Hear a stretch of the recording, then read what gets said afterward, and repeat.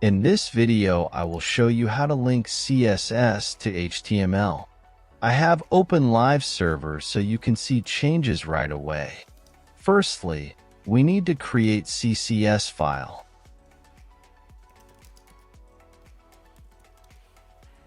In CSS, I will add extremely clear change to see if our CSS file is linked. I will make body background red.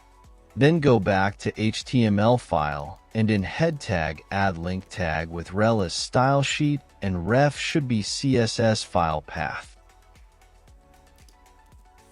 And when I save file, we can see background is red. If I comment out link, it will go back to normal and CSS file is not linked.